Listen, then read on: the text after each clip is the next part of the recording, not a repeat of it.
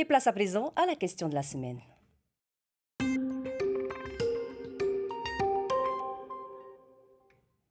Une question qui concerne la semaine du développement durable. Quelles mesures faudrait-il prendre pour limiter la pollution? Voici donc vos réponses. Déjà de trier pour commencer. Après, si on marche, on voit des saletés, on essaye de ramasser aussi. Et voilà. Je pense qu'il faudrait enlever déjà tout ce qui est sac plastique et remplacer par les cartons, même si déjà ça se fait. Ensuite, essayer de remplacer petit à petit les véhicules qui polluent le plus. Je pense qu'il faudrait nettoyer un peu certains moutous, parce qu'il y a plein de bouteilles en plastique qui traînent. Il faut arrêter de vendre les produits en emballage. Il faut manger tout ce qui vient des arbres. bio, fruits et légumes. Pour la viande, il faut tuer les vaches nous-mêmes. Pas acheter les blocs Uruguay. Sanctionner les gens qui jettent les papiers par terre, qui font n'importe quoi. Quand vous allez à la plage, vous ramassez les couches, les papiers, les détritus des pique-niques. C'est des gestes simples à faire.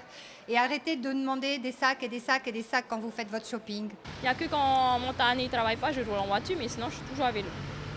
Super. Ou à pied. C'est le meilleur.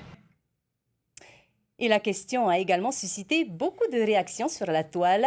Brandy Tevero est avec nous pour nous en parler. Et Yorana Brandy. Yorana Jeanne. Alors, quelles sont les propositions de nos internautes? Alors, les réponses de nos internautes sont aussi nombreuses que variées. Yannick Daniel Tairo, par exemple, préconise la réduction de nos importations. Pour lui, il faut privilégier le conditionnement en verre avec des consignes, consommer local et préférer les produits frais de la terre. Il ajoute également qu'il faut récupérer l'eau de pluie pour certains de nos besoins. Il faut se lancer dans le compostage et se déplacer à pied ou à vélo.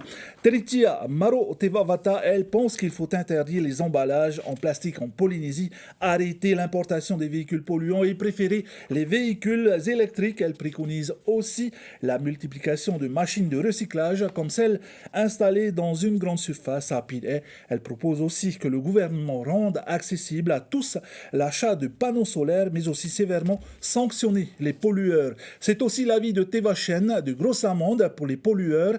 Il pousse même son raisonnement plus loin en proposant de photographier, voire filmer les pollueurs pris en flagrant délit. Pour Heru Shanong, il faut que nous changions notre mode de consommation, qu'on apprenne à acheter moins, mais en qualité. Toujours selon elle, les Polynésiens devraient acheter en vrac et local. Mais tout cela passe aussi par de l'éducation auprès de notre entourage et surtout de nos enfants. Et enfin, Christopher Mohiana, lui, propose une solution participative, c'est-à-dire de payer par exemple 5 francs aux familles pour une bouteille jetée dans les recyclables ou encore de déduire les charges pour les ordures, 2 mois d'exonération de charges, par exemple, pour chaque poubelle de déchets triée sur 6 mois. Mais alors, Brandy, aujourd'hui, quelles sont les mesures mises en place pour limiter la pollution? En Polynésie. D'abord, il faut savoir que nous disposons d'un code de l'environnement propre à notre pays et que tout pollueur pris en flagrant délit sont sévèrement sanctionnés. Certains contrevenants passent même devant le tribunal de Papeete. C'est le cas, par exemple, Jeanne, de l'équipage d'un bateau de pêche chinois surpris en train de rejeter 450 litres de polluants au large de Haroué. C'était le 12 mai dernier, ce qui est totalement interdit. Le procureur de la République a ordonné le versement d'une caution de près de 36 millions pour garantir la représentation en justice. La somme a été versée le 28 mai dernier. Le capitaine encourt 10 ans d'emprisonnement et près de 2 milliards d'amendes et 5 fois plus pour la société chinoise propriétaire du navire. Le flagrant délit, attention car c'est une vraie solution. La direction de l'environnement encourage la population à dénoncer toute atteinte à l'environnement. Il suffit de se rendre sur le site de la direction de l'environnement pour remplir un formulaire de dépôt de plainte.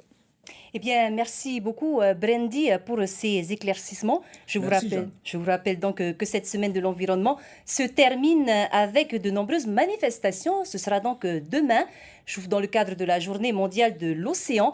Retrouvez toutes les informations nécessaires sur notre site tntv.pf. Maruru Brandy.